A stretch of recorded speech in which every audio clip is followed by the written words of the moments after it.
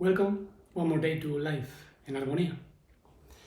This time I began improvising with the traditional Indian flute known as the Bansuri, and within a raga, which is a traditional colorful musical landscape on which musicians improvise and also release certain compositions.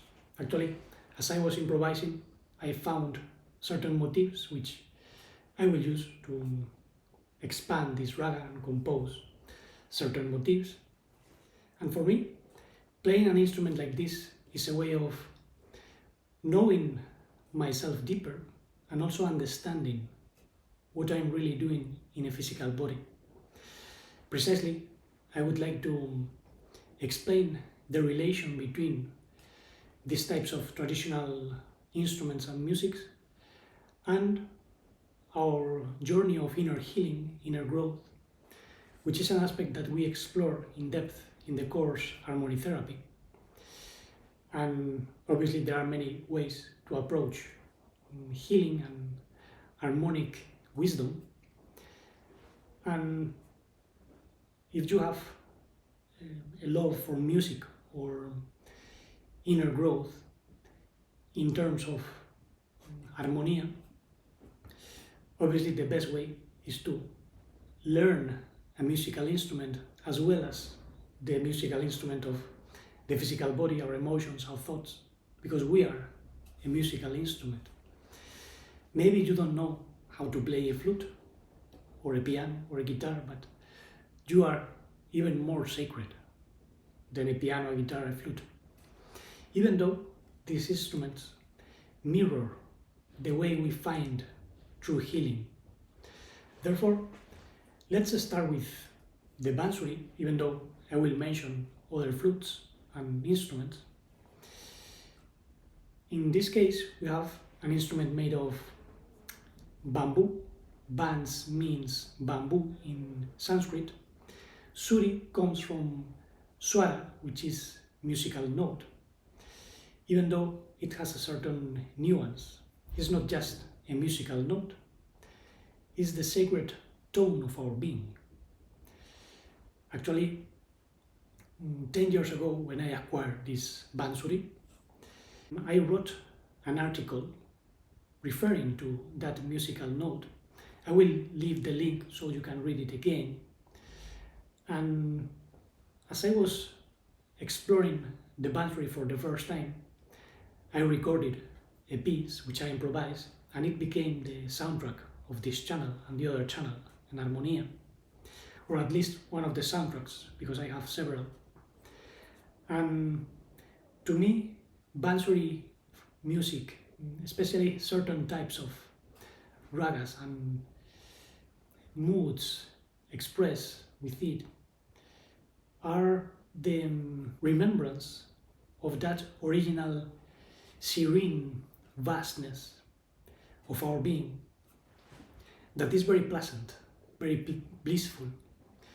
And if we are able to attune ourselves with our true soul, understanding the origin, the primordial mission of our soul, then we will be able to transcend many fears, traumas, anguish, pain.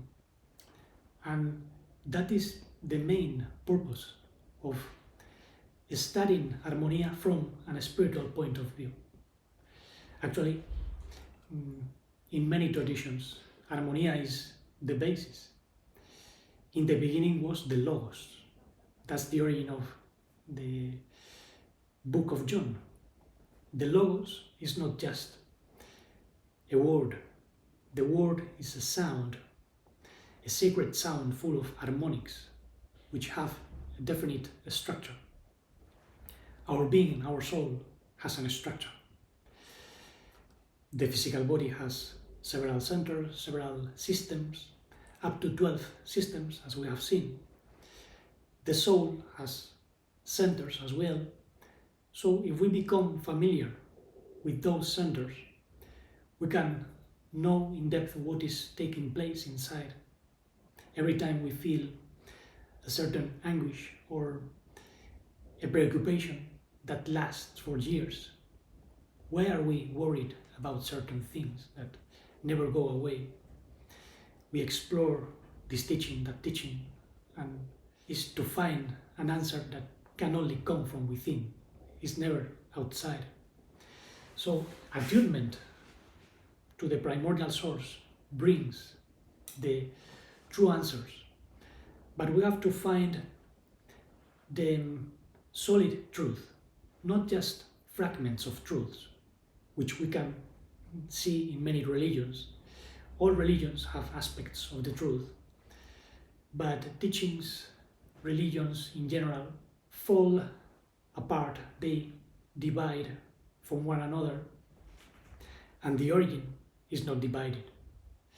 The origin has nothing to do with dissolution either, because in many religions and teachings we are asked to detach from the world and fuse with the absolute. Well, that is not the purpose of the human being. And I would like to explain that from the point of view of music. In the case of the Bansuri, we have also a very weightless instrument. That's one of the particularities which I love, because I also play the Irish flute and the metal classical flute, and they are much heavier. So when you are playing the Bansuri, you have a feeling of lightness, weightlessness. You don't feel the weight. So it's like a soul that has been liberated. Now the bamboo can represent both the physical body and the soul that has been detached from the primordial origin.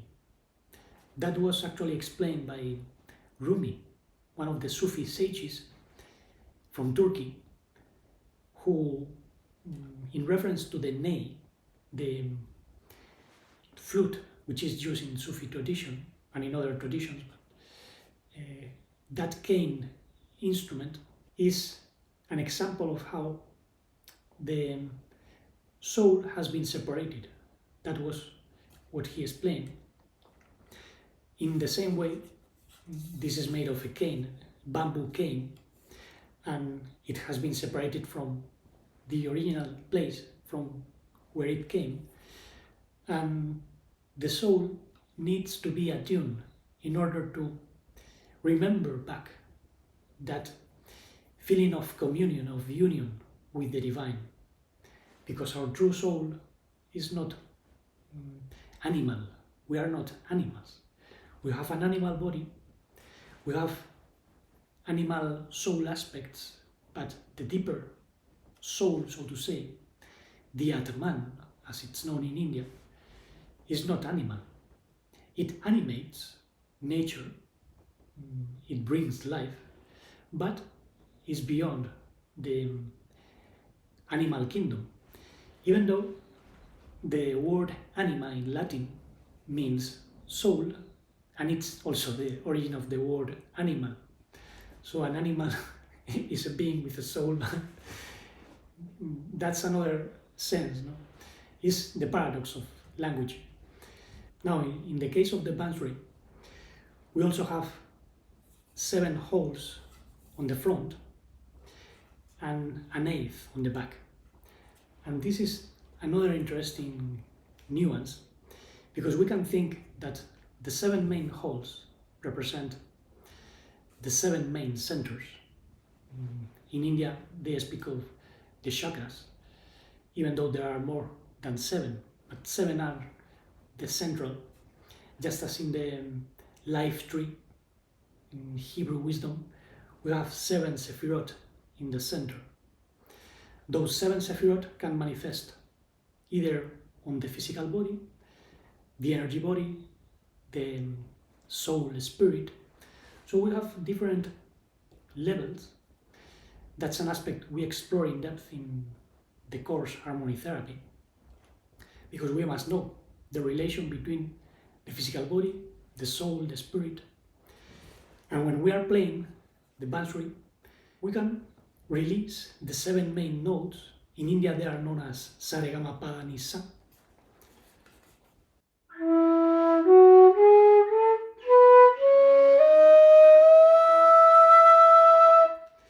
In the Western world we know them as Do, Re, Mi, Fa, Sol, La, Si, Do, even though keep in mind that Bansuris are tuned differently. This one is in E, so the note C corresponds with E. So we play the major E scale, or Mi, but it has the same feeling more or less, even though there are nuances. It's not the same to play the major scale on a Bansuri in C than playing it in E. There is a different feeling, a different mood. And that's also part of the Raga philosophy. In the Ragas, by the way, we find something very interesting. If you notice, they are played either on the early morning, the afternoon, or the evening night. Because there are different moods. Our soul feels different on those times. And there are many different kinds of ragas. The one I played in the beginning is known as Raga Bhupali or Raga Bhup, which is played at night because it represents detachment. That state in which we are withdrawn. The night is a time when we go to sleep. And the senses somehow are inside. They fall within the soul. So in that particular raga, we should experience detachment. And there is a very interesting aspect. I was mentioning the 7 holes. Well, in that raga, Raga Bhup, 2 notes are missing. There are 5 notes.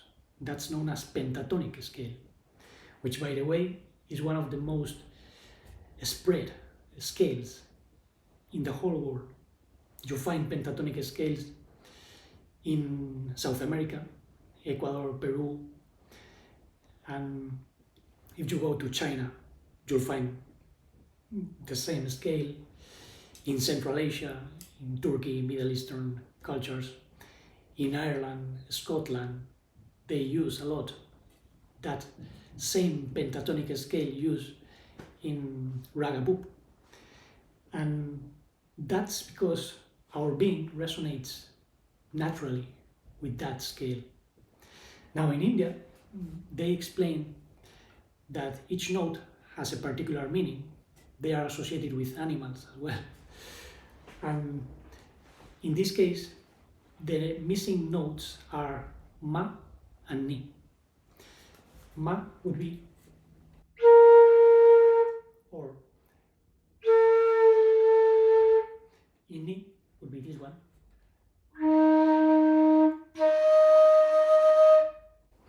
which is the one that leads to Sa.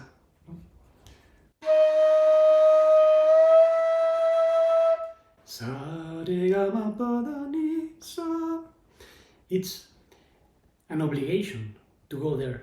If you remain in the 7th note, something is not satisfied.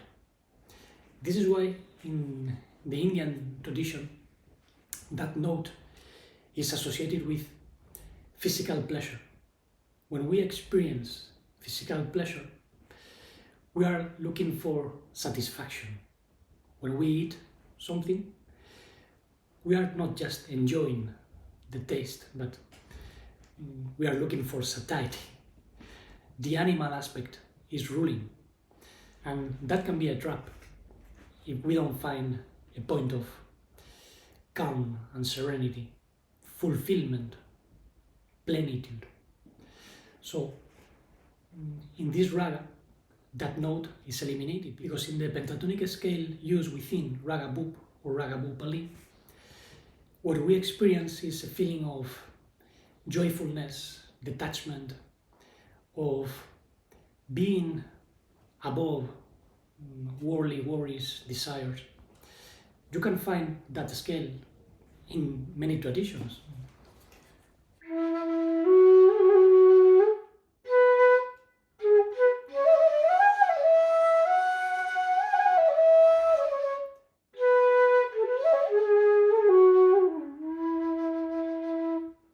If you notice, it's very similar to Chinese music or to Irish music. They have the same feeling because that pentatonic scale brings the joy of life experience on earth through humanity, and it brings a certain value to human experience. Therefore, in that particular pentatonic scale used within Raga Bhupali, that note is eliminated. Just as the Ma note, which represents love, love in a worldly sense, because there is a longing in our soul. Our soul is asking for something which is apparently missing. But that which is missing is always present. That is the deception. We think we lack something when we have everything. And that is our true self. The true self is the center of our true being, the emanation from the Holy One. Now there are layers of being. So the I has different degrees. And that's what we represent with the holes. As we go up through the inner octave, we experience deeper and deeper layers of ourselves, deeper and deeper layers of blissfulness, of understanding and liberation.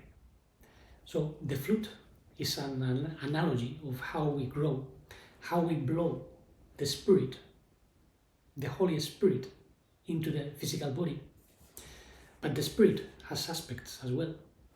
For instance, Master Ishu, when he was teaching to the apostles, said, "Now I leave, but don't worry, because I will send the helper from the Father."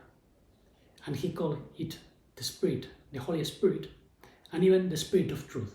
So the Holy Spirit is the emotional aspect that gets into our body, making us feel that weightlessness, joyfulness, that blissfulness. But that's the first step. The Spirit of Truth is when we start to go deeper and deeper, understanding really the mission of our true being on earth. And that is what is missing in certain traditions, even spiritual traditions. Let's say that the spirit is the inspiration which brings a certain mood, certain feeling, certain understanding, and there are different types of spirit. There can even be impure spirits which inspire restlessness, sickness. When the soul has traumas and obscurities, that is expressed in the physical body in the form of disease. That's why in the course Harmony Therapy we see physical disease as an expression of certain blockages in the energy body and the soul. The same goes for unpleasant experiences, tragedies. That can be due to blockages in the soul, not just the individual soul, but the collective soul, which is like a tree, and we all belong to a tree. Even Master Ishu said, "I am the true vine and you are the branches." The true vine is the true genetics of light, the true Adam, which contains the light that fell, but also the light which never fell. Now in India, they use teachings from Adam. Adam can be understood in different ways. Primordial Adam is the first expression of the Holy One, and that's why it's known as the Father. That will be the primordial spirit. And from this holy source comes the emanation known as the Son. Now the Son is an expression of the Father, but it comes to incarnate on Earth or other planets. It's like an avatar. But there are degrees of development. The greatest expression, the seal of holiness, as the Sufi call it, was Ishu.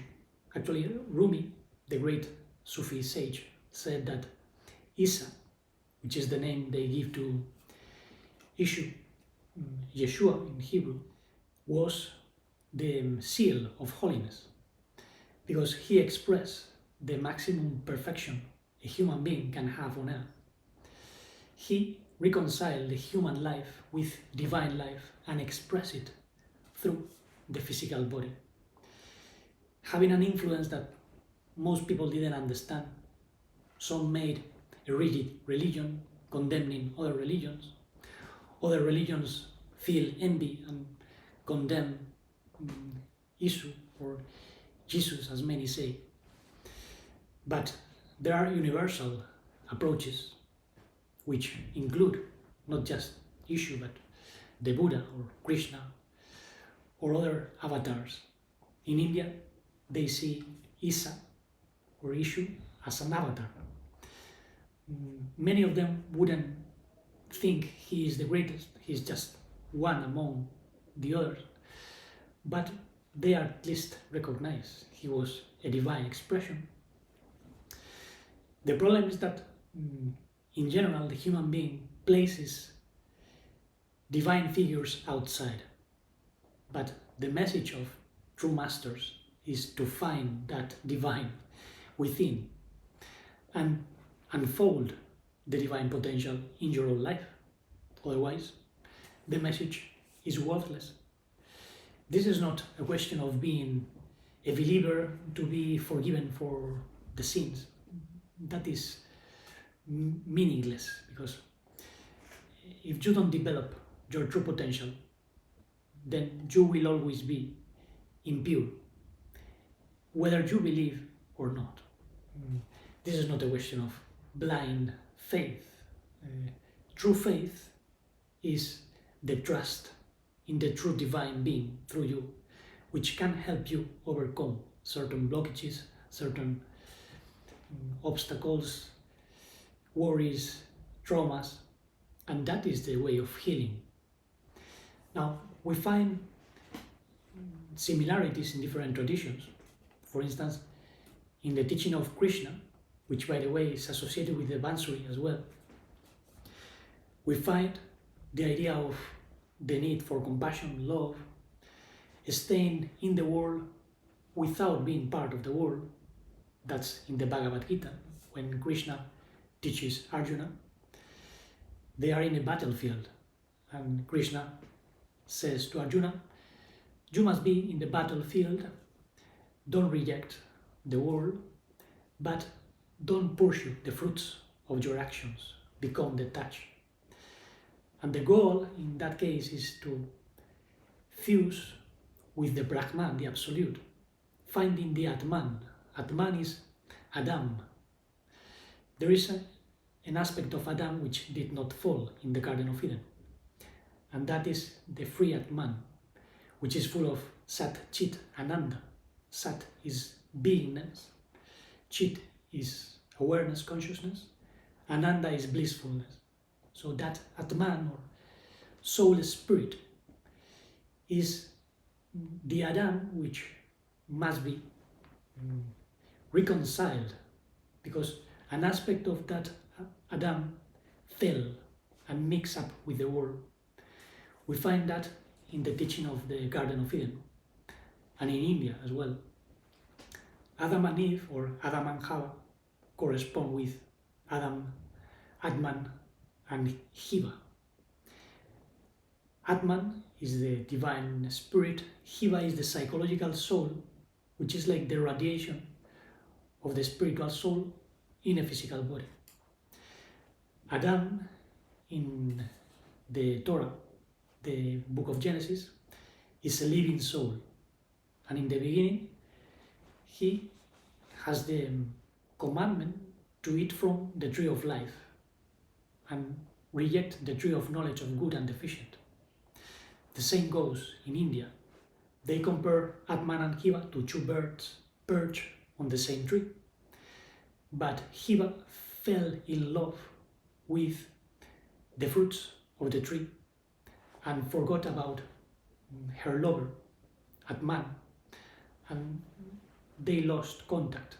So ever since they tried to reconcile each other, Atman and Shiva, like Adam and Eve, when Eve ate from the tree of knowledge of good and deficient, seeking for worldly pleasures, worldly wisdom, worldly beauty, she forgot about the truth and she became infused with the energy of the serpent, which in India is known as Kundalini. Kundalini is a deceptive energy. However, when you go to India, those self-proclaimed masters say Kundalini is the highest energy, is the energy of spiritual growth. But in reality, Kundalini is the hypnotic power of imagination, the hypnotic power of energy, voluptuous energy, Shakti, the consort of Shiva, the god of destruction. And precisely, Shiva represents destruction or the need for detachment, which is also an aspect of Krishna. In the teaching of Krishna, he is asking Arjuna to become detached from the world. Krishna is that aspect of Adam which did not fall, but which comes from the deeper source. That deeper source is the Shekinah, the cosmic radiation, which is the radiation of the Holy One. The Holy One has degrees of manifestation. The first is the Father. The Father manifests in worlds as the Son, and the Son somehow brings a divine Holy Spirit and Spirit of truth in ourselves. And in the tradition of India, the Brahman obviously has different manifestations. Brahma is the first creative manifestation. Shiva and Vishnu are other aspects. Vishnu is the avatar which incarnates on the earth. But to me, those are aspects of Adam, the Adam that came. Vishnu is an aspect of an Adamic type of being that came to elevate the vibration, but that was not complete. The task had to be fulfilled by a deeper aspect, coming directly from the Father. And well, this is why we can find a communion of truths, but there is always a universal truth pulsating in the center of many traditions. So we must go beyond religious differences and find the truth within ourselves. Even without falling in the trap of thinking in names or in strange rituals, we can use names. Ishu in Aramaic is related to Isha, which is salvation in Hebrew. Is in the Sufi teaching is an expression of divine love, because as Ibn Arabi said, he was a Sufi, Master Ishu was an expression of divine love and he was worthy in himself. That's in the teaching of Ibn Arabi, which was born precisely in Murcia, the south of Spain. And he said Isha was worthy not because of he did or what he said, but because of what he was. Ishu said, Ena, I am. I am the face of the Father. He who has seen me has seen the Father. Now, not only people in those days saw Ishu manifested on earth. Every time you find someone expressing the truth, you contemplate the face of the Holy One, because we are part of the face. We are reconstructing the true face of the divine, expressing our love, our compassion, our understanding, attuning ourselves with the primordial vibration. But we must find the mystery, the enigma we are. And there are actually certain ragas which represent that incognita. One of my favorite raga moods is known as Bhairav, which in the Middle Eastern traditions is known as Hijaz Makam. It sounds like this.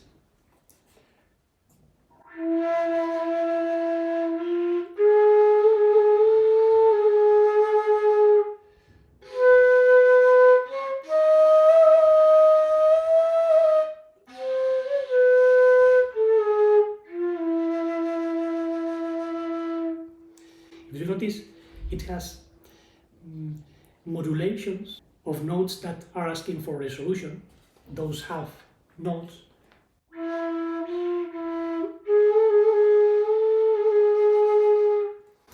In India, they are regarded as impure tones, in contrast with the pure tones, Shuddha, which are the whole tones. But for me, they are not impure. They are unstable. They are asking for an answer, a resolution. And this is why in Makam Hijaz, or the Bhairav Raga, we find a certain enigma. What is this life? What is humanity? Are we in a dream? Are we God playing hide and seek with himself, as some say in India? Well, I don't think we are the absolute. We are an emanation of the absolute. The awareness, the self-awareness of the absolute, becoming more and more aware of the truth. So we are the process of inner knowing of God, so to say.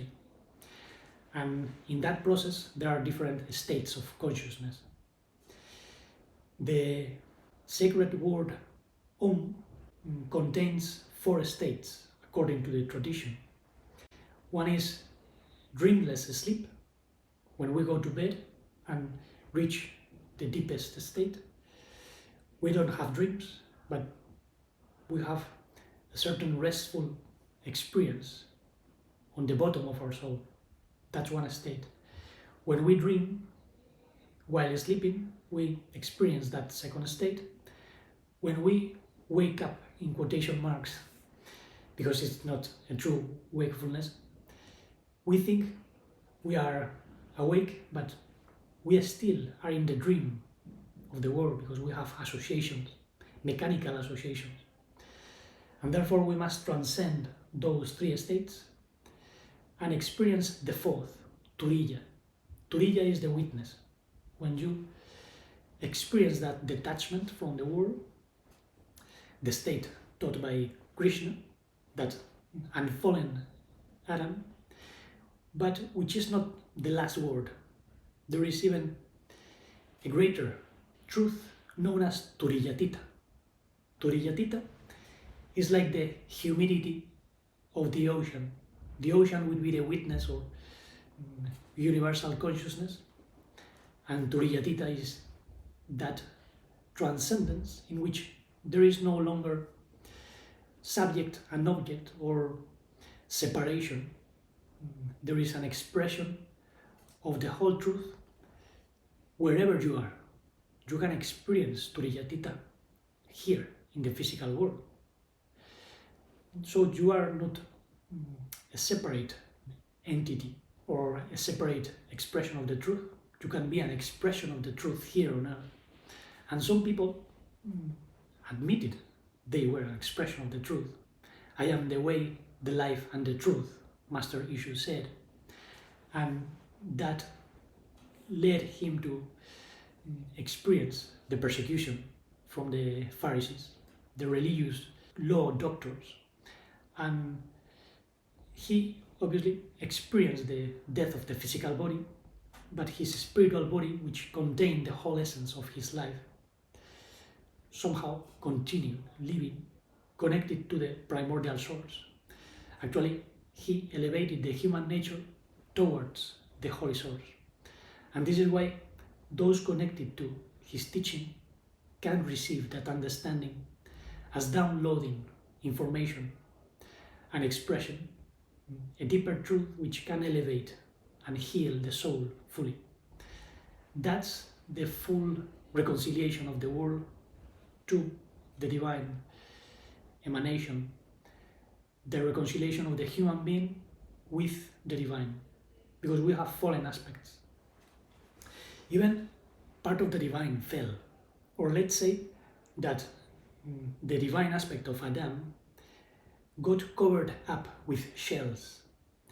Those shells are states of ignorance, desires, impurities. And in Oriental teachings, they try to transcend those impurities, but they very often stay in the middle of the way because they reach certain blissfulness or a state of vastness and cosmic consciousness, and they think that's all.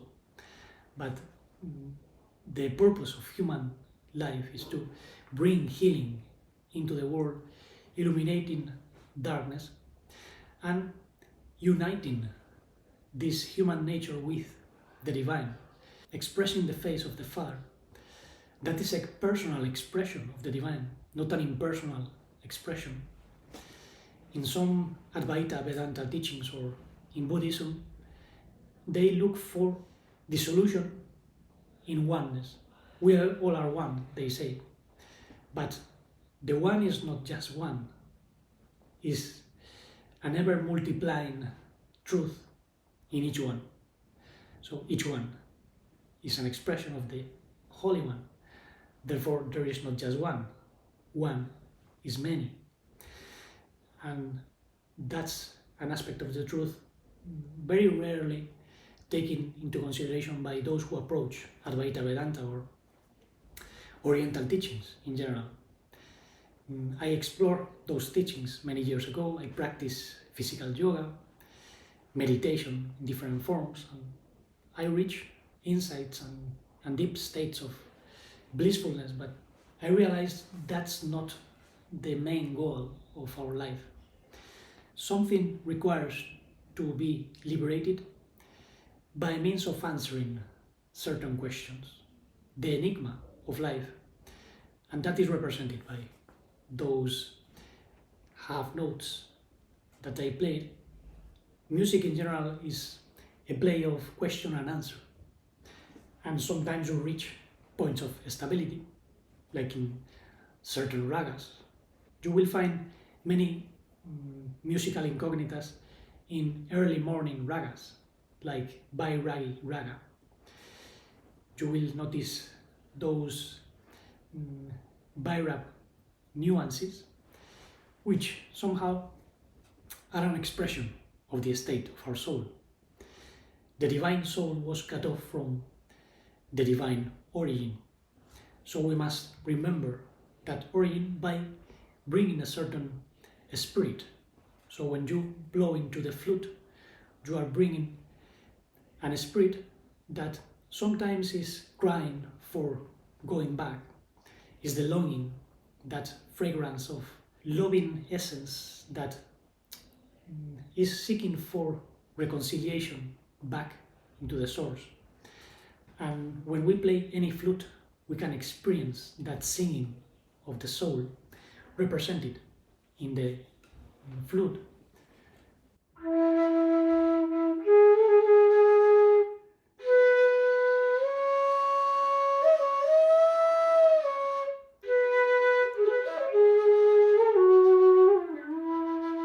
And obviously when we play the flute, we can experience that longing. The flute is somehow expressing the way we search for a certain stability, reconciliation. Sometimes the flute cries, sometimes the flute is filled with joy, but because we blow a spirit into it, so it depends on the spirit which is blowing through us. And we can direct the spirit consciously, just as we move the fingers on the flute.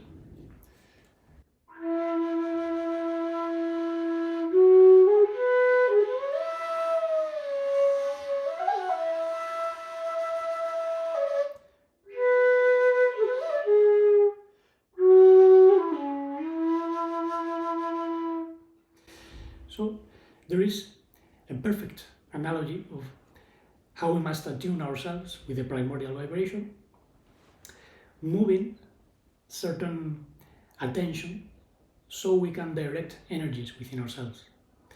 So the fingers would be like the fingers of consciousness, the touching of the harmonics in ourselves. The hand represents the 5 spiritual senses and 5 carnal senses.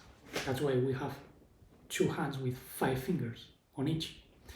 And in each we have 14 aspects, if you count.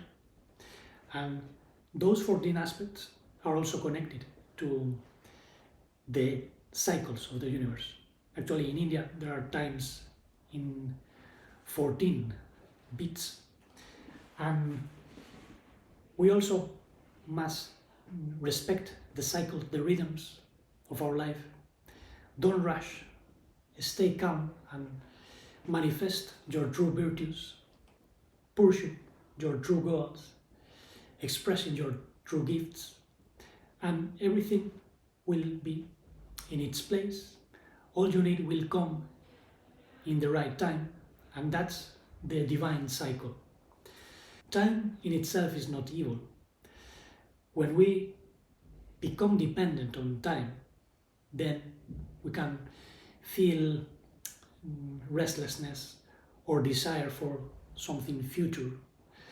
But when we stay here and now, understanding why we feel in a certain way, then we even respect the process.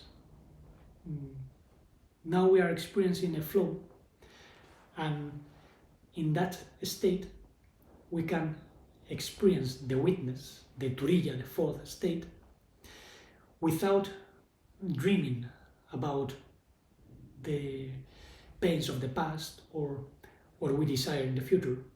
Obviously, we can have hope, and we can obviously set a goal in our mind. That's precisely what I do when I want to learn an instrument. I picture in myself what I want to do with the instrument, but I have to be patient. I cannot be a master from day one.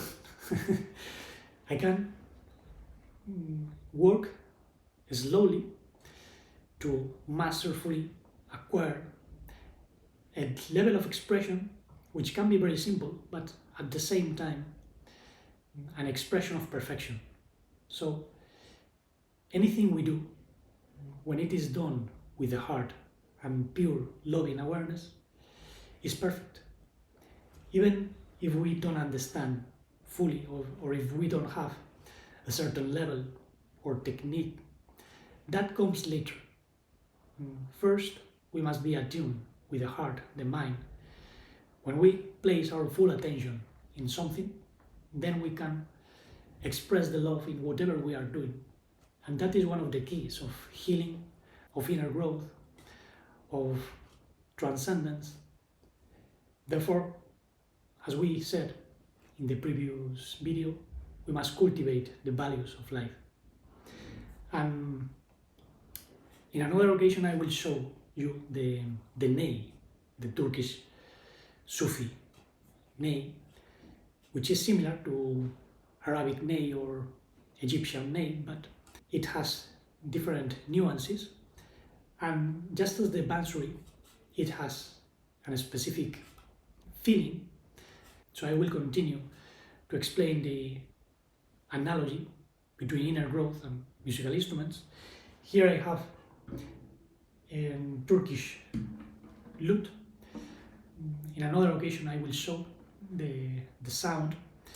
It's played with a plectrum, even though in the other channel, in Armonía, you already have a demonstration. This is a very interesting instrument because we can play what we call microtones, quarter tones, and tones that somehow affect the soul deeper. And what I enjoy the most in Oriental types of music is that they are more flexible, richer, and therefore they can affect the soul deeper. And I compare the soul to a rubber band. When we extend a rubber band, we can make it flexible and work with it in different ways. So our soul is the same. Our soul is contained in the physical body, but is greater than the physical body. Our blood contains the vital aspect of the soul, and we must heal the soul working on the physical body, on the emotions, on the mind, by means of attunement. So that's the main message of today. Understand that is the true way. When Master Ishu said, I am the way, the truth and the life, he was communicating a way of Armonía. This is why in the book of John, in the beginning, we are told, in the beginning was the Logos, the word, the holy vibration, which is the holy name. The holy name, which has different expressions, in Hebrew wisdom is Yud He Vav He, which is like a breath. You. That's an expression of the harmonics. In India, they speak of Aum, the three states which lead to The Om is the fourth state, which is present in the word Shalom in Hebrew, which means serenity, peace, or even in Arabic, Salam. Salam alaikum is the greeting used by the Muslims, the peace be with you. And very few understand that peace has nothing to do with external religion, with dogmatic beliefs and condemnation. We didn't come here to condemn and say, you are an infidel, because the infidel lives in you. The Satan lives in you. The devil lives in you. And every time you are hating someone, condemning, attacking, you are an expression of Satan, the adversary. Because the adversary is not the human being, it's an energy or twisted intelligence that manifests through animals and human beings. And human beings can be the horse of Satan when they don't understand divine oneness. So in religion, there is truth and there are great lies. External religion, dogmatic, ritualistic religion, is a lie. But when we access deeper truths, then religions can find a common dimension, common ground. That's when Judaism, Christianity, Islam, or even the teaching of the Buddha and the teaching of Krishna can find a common ground and be part of one truth. But the universal conscience required for that is not present in most people, which are trapped in blind beliefs, in segregations, in their own pride. They want to impose their supposed truth to others. And that is the problem. That's why people get sick. That's why people get lonely. Why they get violent or dogmatic. Therefore, let's understand deeper and deeper what we are doing here, recovering the harmonia of life. Thank you very much for listening with attention. Remember, there is a parallel channel known as Armonía. I have also a web where you can find information concerning the courses or personal assessment. And there is also a blog, themusicofwisdom.blogspot.com. You find the link down below. Thank you very much for the support and your questions. Let's make this channel grow by means of diffusion. This one is a little bit stagnated because it's old and maybe YouTube interprets is slowly growing, but let's see if we can diffuse the truth and move ourselves in the right direction. Don't expect to find enlightenment just by sitting in silence or reciting a mantra. This requires giving yourself fully, bringing something, sharing, supporting those who are bringing the true light. That's how we can really conquer darkness in this isolated world. And By doing that, we can transcend the disharmonias in mind, heart, and body, expressing the love without limits, life without fragmentation, integral conscience, and deep, blissful serenity.